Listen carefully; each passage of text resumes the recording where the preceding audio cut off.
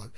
This is an example of how to set up the HID Reamper with the Nintendo Switch outside of the docking station.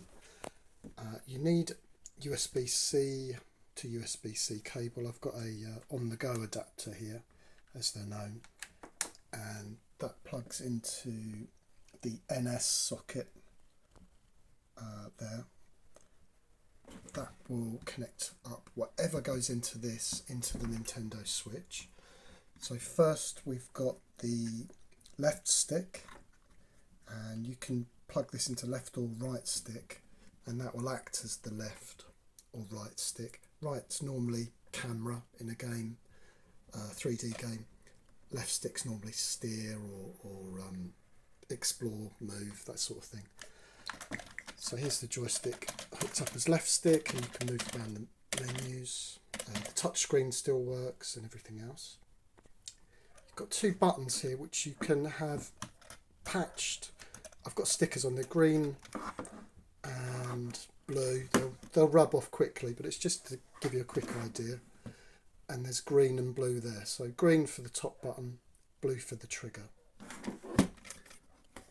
And we've got green connected to ZR here, which I think is jump in Mario Kart, and blue for the trigger. ZL is the power up. So squeezing that will give you, turbo powers and shooting and things like that. The Xbox adaptive controller doesn't have to be plugged into the XAC socket here. If it does, these buttons here will work. This is the D-pad. That's the home button, and that will be minus, and that's plus. This is A and B, and this is an adapted Xbox adaptive controller. And A, if it will focus, and B, I give up, connect to these here. These will patch into whatever you want. And we've got A, which I've got as the white cable here, doesn't have to be. It goes to A, and B will go to B. And in Mario Kart, that means accelerate and brake and reverse. So let's use the joystick to highlight Mario Kart 8. I'll press the A button, and that will get me into a game that's already set up. Oh, I forgot to say, hold on. If I press the home button, we've got the help. This is critical, and it should be plugged in at all times. This is the help socket here, and you have a controller that does absolutely everything that a normal controller will. That's the home button there, which gets you in and out of the main menu to the game.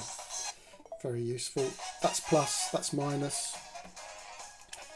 And it's useful because I think I've told you before, you'll find a button that's useful, and then you can match it with whatever you're plugging into.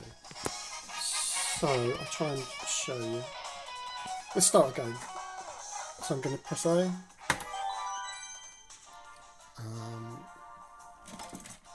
Grand Prix.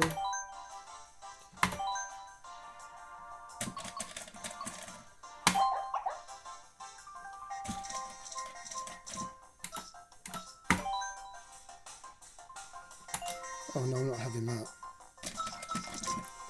So A and B will get you around the menu. So A sort of selects, B cancels. Sorry, I'm jumping around a bit here. So I'm using the joystick here. Press A to select. Okay. And so we've got A and B for accelerate and brake. So white and red cables go into A and B there, and that will do exactly the same as A and B there. We've also got green and blue. Patch LED here into ZR and ZL, and you could find it from here. These are the back buttons here. ZL. That's power up, I think, and I think ZR is jump.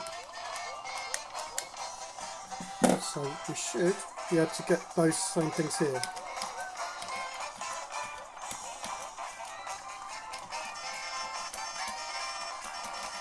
So yeah, it just does the hooter until you get a proper power up. I'm going to do this one-handed to show you a useful help mode. So if you press plus, which is this here, it brings up a menu. If you're in a race, you can have smart steering on or off, and you can have auto accelerate on or off. So you don't even have to hold the buttons down constantly. We'll do smart steering, which is this button here, L. So it says if we press L, it will be on. We'll try that, and then we can hit continue. And now I would hope I can play this just with the button alone.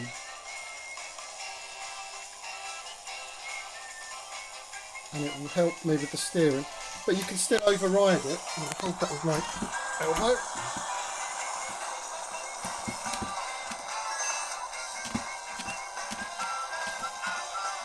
It's really useful. And then remember, we've got trigger here as power up.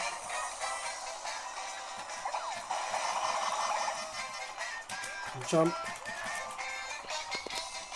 A accelerate. B brake and reverse.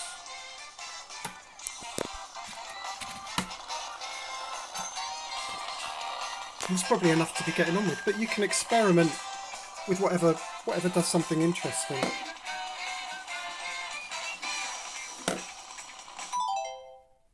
There we go. Hopefully that's useful.